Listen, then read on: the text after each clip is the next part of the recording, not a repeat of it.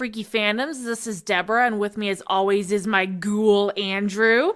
Yes. How are you doing? Ghouly. Ghouly ghoul! So fucking stupid. I'm doing good. How are you doing? Oh, I'm doing great. I know we've been gone for almost a month, and I feel absolutely terrible about it. We have been slammed, though. Yeah, we've been gone for a few weeks, I but just want to go ahead and apologize to all our patrons and all our listeners. We know we're slacking, and we're really, really, really sorry. So we just wanted to go ahead and do an episode today. It's not our big Halloween special that is coming up, but this is just a what have we been doing episode. Yeah. Well, we wanted to touch base with you folks, and we wanted to let you know that we have already started the Halloween season.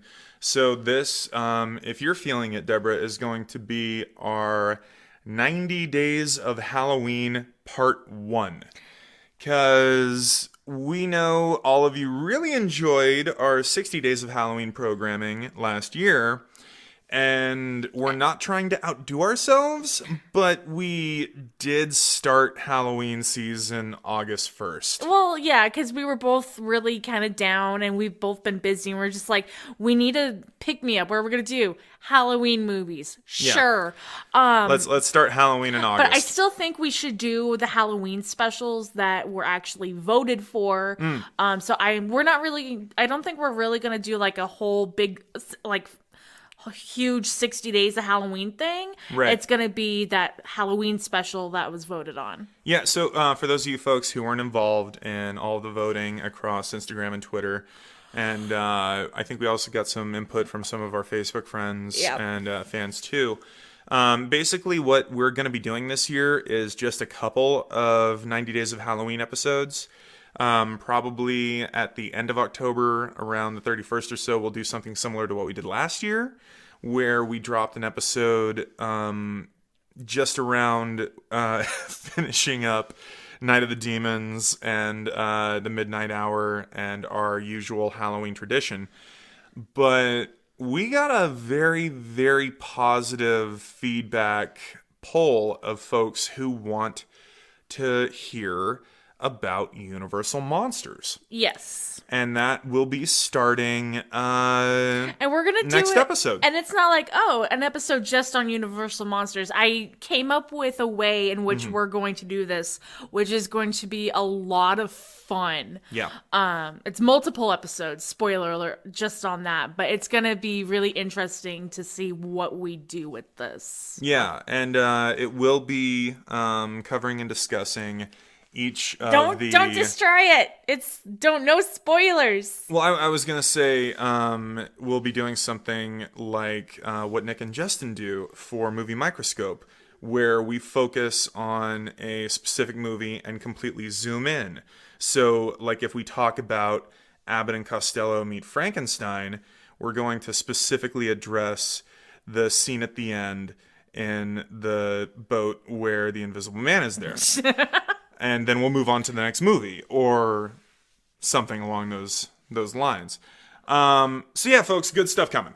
Yeah, I got it all structured out. It's going to be a lot of fun. Yes, no spoilers. Tune in for next week. So, before we jump into what movies we've been watching, let's talk about what we've been doing and what's been keeping us gone for so long. Right. It's mostly you.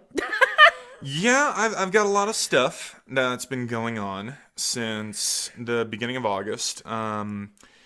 It's been quite a month and a half, and there's been a lot of travel. So I'll get my stuff out of the way first. For any folks following me and what I've been doing, I recently went out to Prague. I followed up with director Jan Svankmajer for the film Insect. And I participated in a little bit of work that is very likely going to be leading to something possibly coming next year. So stay tuned for more of that. If you want to follow the news on that, I've got my feeds out there. You can, track me on Twitter, Instagram, Facebook, and follow us together on Patreon as always. And you'll get the first news the to first know. nugget. Exactly. But other than Prague, You've been busy with getting back to school. oh, film school. Yeah. So, developing professionally and academically and all that fun stuff and all that boring shit, which is what it is. And then together we did something really fun. Yeah. So I've been home while he's been traveling. Well, you've been working your ass off. Been working. Yeah. But we this previous week, were able to do something really fun. We went down to Burbank and did the Son of Monsterpalooza convention. Part of it. Yeah, part of it. We were going to do the entire day, but we decided to go to Knott's Berry Farm. And Universal. And the cool thing about that was that we got to see firsthand the setup for all of the Halloween Horror Night stuff. In both parks. Well, Knott's doesn't do Halloween Horror Nights. Knott's does Not Scary Farm. But we were at Universal the day of the preview event that was completely sold out. Yeah, because we tried to get those tickets. We tried hard. Yeah, that was the day before Son of Monsterpalooza started. And we were there. So we got to see all of the decorations and all of the Halloween setups before the daytime park closed and then reopened for the premiere night. Yep. And it was cool. I mean, I liked seeing a lot of the fun stuff that they had laid out that was just waiting to be, revealed for nighttime. For me, we've done Halloween Horror Nights before, so when we went there and saw that they were setting up, I was like, oh, that's cool. And I'm like, but it doesn't really seem like super awesome this year. I was afraid you were going to say it looked tacky and cheap. It looked tacky and cheap. And then we went to Knott's Berry Farm, and they were setting up all of their stuff, and they do theirs a week later, but they set everything up. And two of my favorite rides were closed because they were decking them up for Halloween. Yeah, Ghost Town got hit hard. Well, the thing is about Ghost Town is there's skeletons year round. Yeah, yeah, which is the best. But we got to see the whole Snoopy Land with haystacks, Spooky Farm, not Spooky Farm. I love Spooky Farm. And then there's this huge the water fountain in the middle of the park is just literally turned off, no water, and jam packed full with fake and real pumpkins, and it's this huge, amazing pumpkin display. Yeah, it's like a 15-20 foot tall pumpkin fountain. It's amazing. And when we were at Scary Farm a year or two ago, it was like a gargoyle fountain with running water. But this year, they completely dried it up, and they just turned it into a fucking pumpkin patch fountain. It's amazing. With jack-o'-lanterns reaching up 20 feet, and it was so fucking nice. But yeah, I loved it. It was nice to be able to walk around and see Halloween stuff coming forth already and know that we're not the only ones who want it. Yeah, we saw cemeteries, including the ones that are there year-round. We saw a ton of really fun little scare zones that were completely uninhabited during the day at Scary Farm and Spooky Farm. And we also saw some of that at Universal. And the thing about Universal is that it's all licensed. Yeah. So it was Stranger Things, Ghostbusters. Killer Clowns from Outer Space. Us. Yeah, Us. Us was a really big seller, which to me is still kind of surprising. Yeah. And then House of a Thousand Corpses, to kind of go with the new Rob Zombie movie that just came out. All right, I'm not saying that Halloween Horror Nights sucks, because it doesn't. We've been. It's a lot of fun. But with Knott's Berry Farm, I do like how they can't get licenses to make haunted houses. Yeah, we were talking about that to Lee. They have to be fucking creative. They do. The stuff that they pulled off a couple years ago was amazing. Well, one of those attractions... The Tooth Fairy? The Tooth Fairy was fantastic, but they brought the Pumpkin Farmer? No, it's... What is it? Pumpkin Eater. Yeah, the Pumpkin Eater. The Pumpkin Eater's back this year. Yeah, and that one was awesome! Well, it's fucked up because you go in through this like monstrous cavern that looks like the inside of a pumpkin, And you're filled actually with fucking bloody entrails. And you're walking through, and there's these things hanging down, and it feels like pumpkin guts and seeds just like all over when you your walk body. through the wet parts. Yeah, it's so good. And then there's like the props and the puppets and the actors that look like it's jack-o'-lantern headed monsters eating kids. It's so good. Yeah, it's wonderful. I love what Knott's gets to do because their only license is Snoopy. Yes. So they're like, okay, we got Snoopy for Spoopy Farm, and that's for the kids, but then for everywhere else, we're gonna fuck people up. And they did, because that Tooth Fairy one that we went through...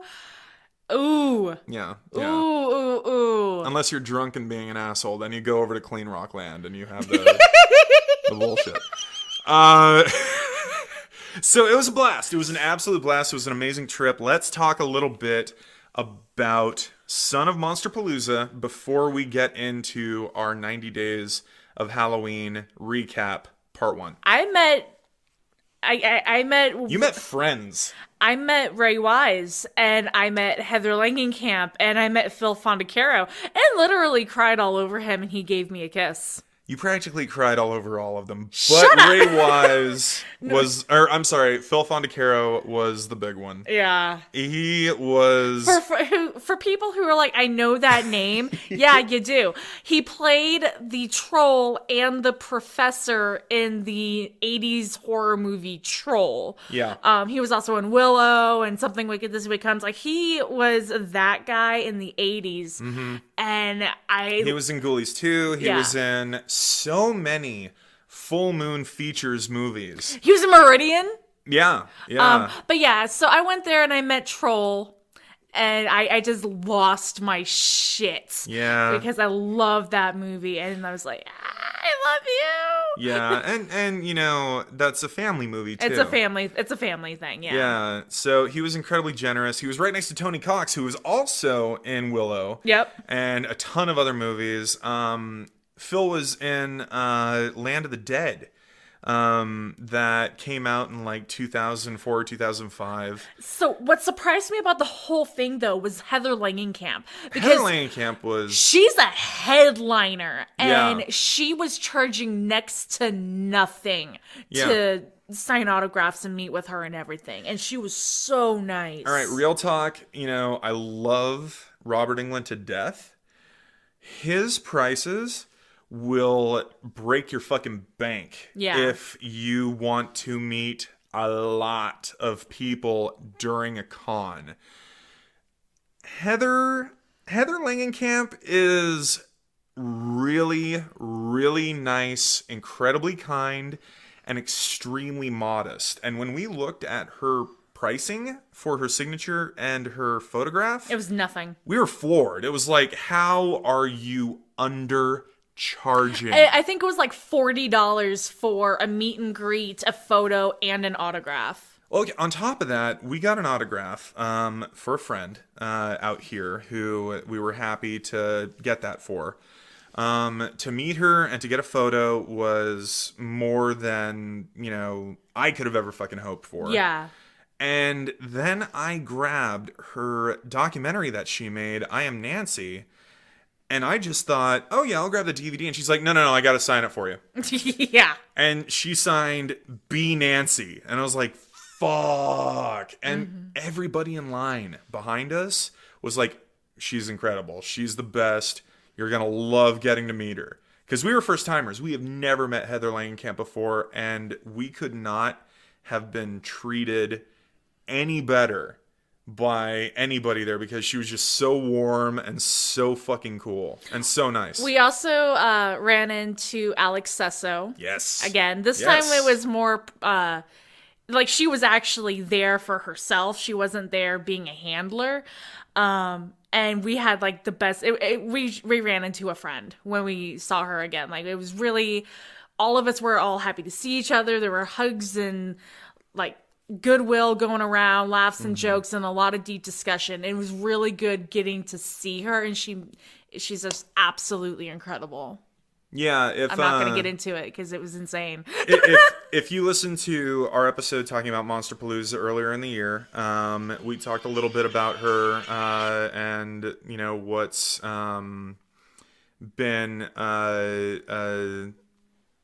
I guess fan that we really really like. I don't even know how to describe it, but basically, Alex Esso is someone who I've been able to interview professionally that I've been very lucky to, and that we have grown to really appreciate as an actress. And she's incredible. Yeah, she's got Dr. Sleep coming up here shortly. Yes! Which I can't wait to see her jump into the world of The Shining. Well, she's playing Wendy Torrance, and she's like the perfect pick to step into Shelley Duvall's shoes, like 100%. Absolutely.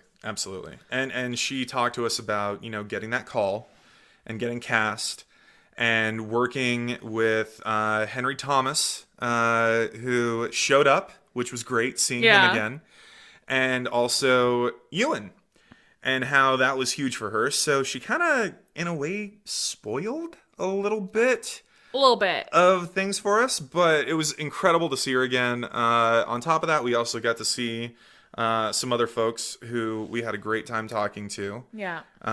We did the Phantasm reunion. Yes, we did. And we also did the Wishmaster reunion. Which we watched. Yeah. Because we love Wishmaster. Yeah, we can get into that. We can talk about our movies whenever you're ready. I think it's a perfect segue. Let's do it. All right. All of our recap is done. Let's talk about 90 Days of Halloween. Okay, so how did we fucking start it this year? Okay, we ended our summer with Saw. That's right. Yeah, we watched Saw, and then we immediately watched Scary Stories to Tell in the Dark, and we actually did an episode on that. So Scary Stories was our Day technically one. Our start. Yeah. So we won't get into Scary Stories because there's an episode already. Yes. All you have to do is press play. And then we decided to make a terrible fucking mistake. Well, there were reasons.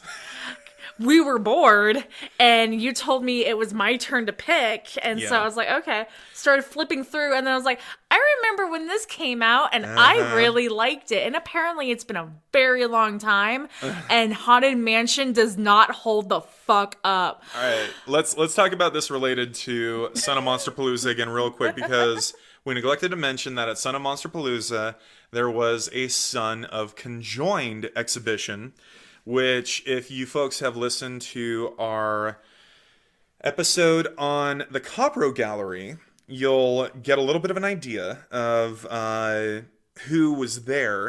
It was Gary and Erica, who are incredible. It was also Chet and Lee Shamel. And Chet actually worked on Haunted Mansion when he was with Rick Baker's studio. He says he doesn't remember it, and I'm really happy he doesn't. Yeah. Well, it's just one of those things that I don't blame him. So fucking bad. All right. There's one good scene in it. There's one good scene in that movie. Yeah, the scene where Eddie Murphy is locked in the tomb with his daughter and the zombies start coming to life. Yeah, it's just great. That's a good bit, but the rest of it, I was sitting there and I was embarrassed. I was like, how the fuck did I like this? Oh, it is cringy. Because it wasn't even when I was a kid. I was like fucking 14. Yeah. So I had... No, Haunted Mansion's bad fucking news. And then after we were done, I was like, fuck this, we need to watch Sleepy Hollow because I need to watch a good movie. So, folks, you've heard us talk about Sleepy Hollow on the Tim Burton episode. We will be watching it again. Oh, yeah. It's one of those ones that I have to watch multiple times for the autumn Halloween season, so. Totally. And then after that, we decided to go back to the Disney years to a couple of movies that I'd heard a lot of acclaim about. And one of the two that we watched was incredible, and the other was so bad we could barely fucking finish it. So we started off with the one that people were like, oh, it's okay. And it turned out absolutely fucking amazing. It was Yes. great. It was Disney's Under Wraps.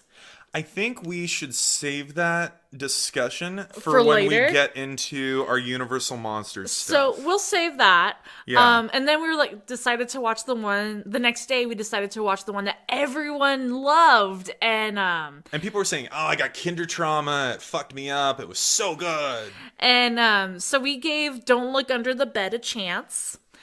A good 20-minute chance. Yeah. And then had to just sit there and watch it while we were fast forwarding it so we can know what happened because we were just done. It's bad. It is really bad. Like, I know a lot of people have a lot of love and nostalgia for it, but I'm going to say that this is a Disney Sunday Halloween movie that was heavily influenced by teen comedies of that time, especially Nickelodeon's All That, because the jokes are terribly corny. It is excessively 90s style, and it's written so poorly that unless you have heavy beer goggles for it, it's straight the fuck up unwatchable.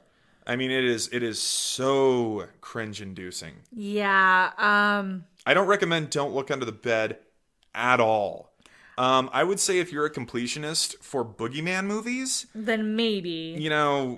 just get through it. But when it gets to the antics and the comedy, it's bad. I don't even want to talk about it. Yeah. It was just. I gave it chance after chance, and I was just like, this is.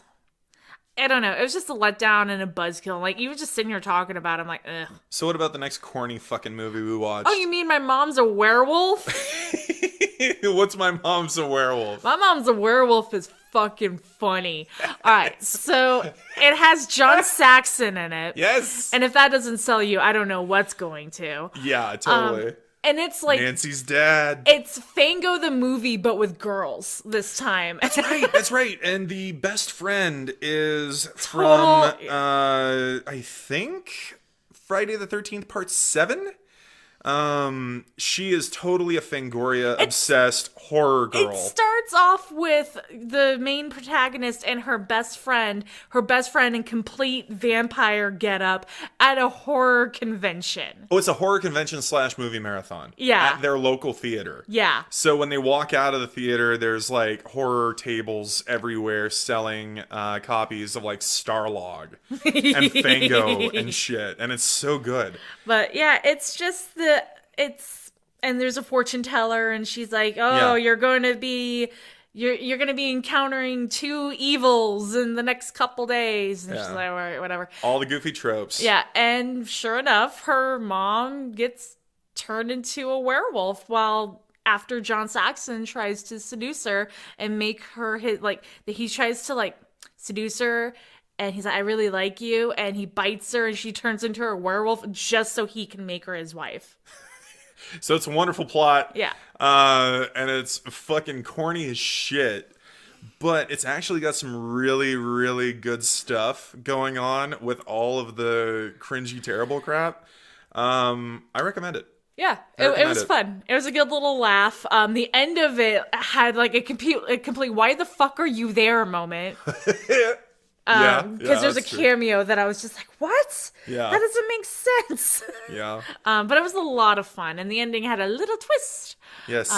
But It yeah, did. that was good. Up next, I decided to throw on one that I've been saving for you for a while. Yep. Because of the caliber of who made the film. And I had shown you Ticks. And I love Ticks. And this movie, Children of the Corn 3, Urban Harvest. is the Ticks of the Children of the Corn series. It's so good. And it has the same special effects team as Ticks. It's Screaming Mad George, who also did Silent Night, Deadly Night 4. It is incredibly good.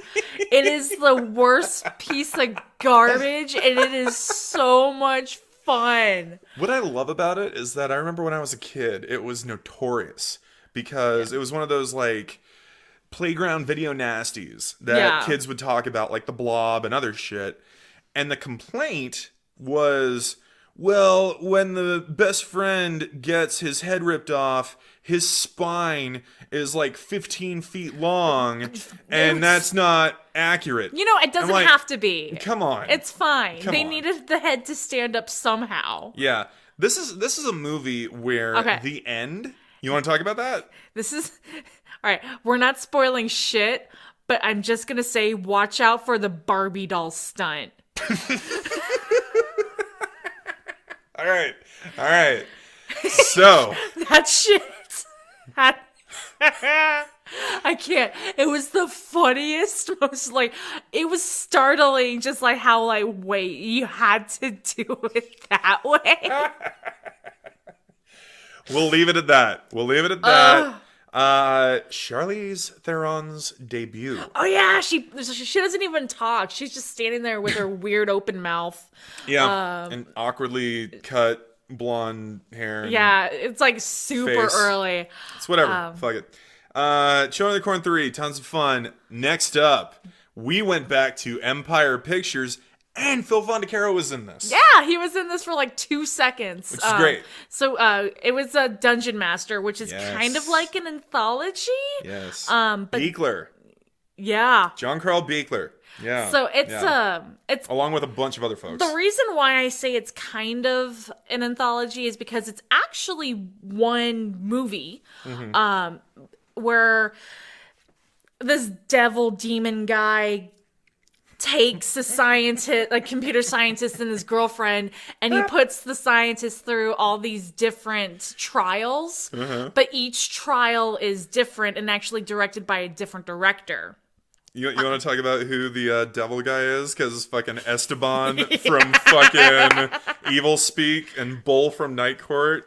One of my favorite actors of all time. The thing is all the different challenges.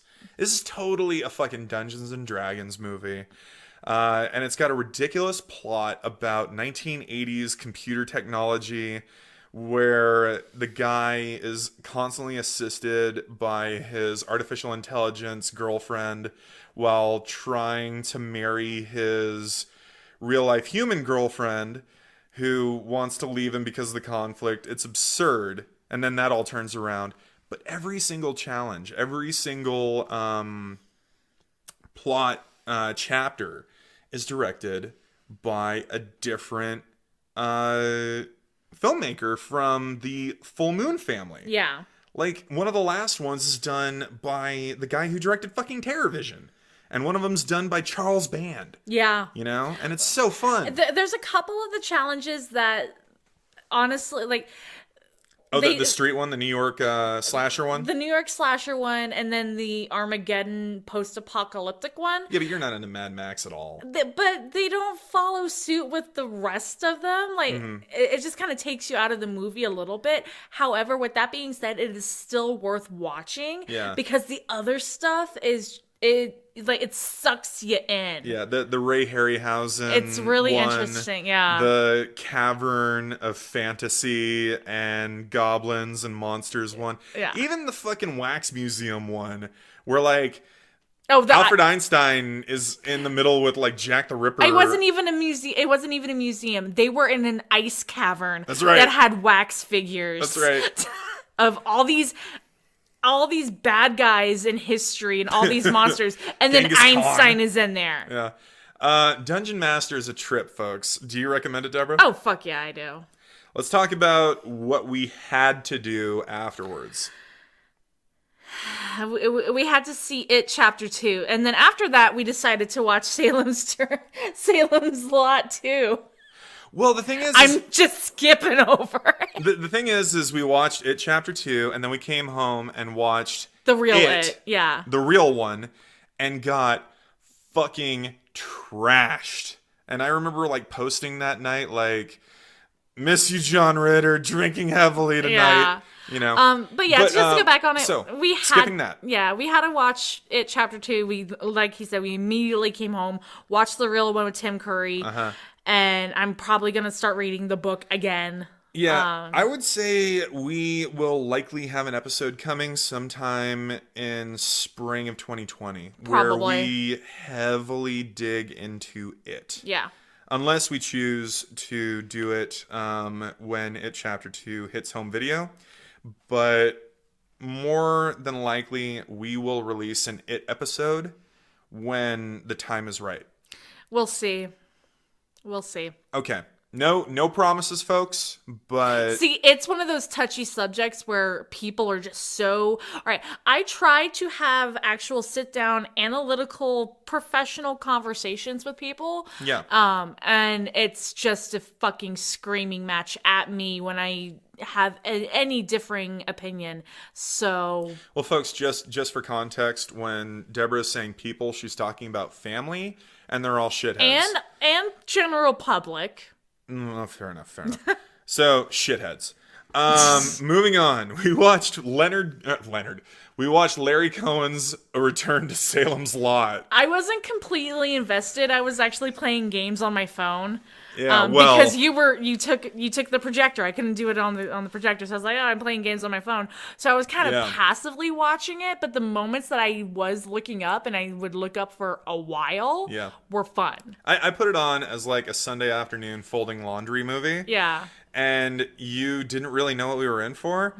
But every time you looked up, you were like, oh my god, it's the guy from Troll and Q the Winged Serpent and the stuff. Mm-hmm. It's fucking Michael Moriarty, and he's going to Salem's Lot, and there's ridiculous fucking plot lines and kids getting married and completely absurd vampire makeup. And an old Jewish guy who's a badass. I loved the old Jewish guy when he was manhandling the son. You fucking snot! You goddamn little kid! Just I fucking hate children. It was so good. And then the bus scene at the end was kind of fun too. It was great. Yeah. It was great. And then when he like fakes shooting himself. Yes! And he's like, what? All you do is just fucking point a gun and fire it, and then you fall over. That's how you do it. I did it before in the 40s. I've gotten out of things this way. He's like, that's how I got away from the Nazis. It's like, Jesus, you don't have to go that hard. It's okay. We're having fun at Salem's Lot. But it's fun. It's a fun movie. It's ridiculous. And I think it's a good watch, especially if you like Larry Cohen and Michael Moriarty movies. Well, after that, I decided, fuck it, I was going to watch Pumpkinhead 2. I was at work. Yeah, you were crashed out, and Pumpkinhead 2, we've watched it before. Yeah, with the Blood Wings, the kid falling into the pit, and pit. And there's the fire truck. Yeah, and the kid at the end who gets his head ripped off. Yes. And the girl from Tix is in it, and it's fine. And then we got to the big one that we watched before Son of Monsterpalooza. Yeah, we were meeting people from this movie, so it was like we had to watch Wishmaster because it's great, and we were also meeting Andrew Divoff and Tammy Lauren and Holly. Yeah, Holly from the Holly Fields from the second one. From the second one, yeah. Because this was a very special reunion where it was the Wishmaster, the Djinn, and then the two lead actresses from the first and the second film. And when we got to meet them, it was a blast. Yeah. Wishmaster is always a good fucking time. It's a classic. It's got everybody in it. Yeah. And maybe at some point we should talk about it. Oh, yeah, we will. For a full-length show. What about what we did when we were actually at Monsterpalooza? We made mistakes and watched Fuzzbucket. And then we fixed them by watching Boogity. Mr. Boogity. All right, Fuzzbucket. I'm going to tell you, folks, I hate to say this. If you really feel the need to, you can buy or rent Fuzzbucket on Amazon Prime or get it on DVD or go through legal channels. Don't. Watch it on YouTube for free so you can watch the 80s Disney commercials Yeah. that showed up, because we had more fun watching those than we did watching this movie. I'm just saying, it was like watching the WNUF Halloween special intercut with an early Mick Garris Disney movie of the week. It was fucking great. And then, of course, after that, Boogity. We've talked about Boogity. It's a classic. But what did we finish with? Because we're at the point where we're going to say the last movie of the first part of 90 Days of Halloween, because pretty much we're like halfway between the beginning of August and Halloween. What do we do?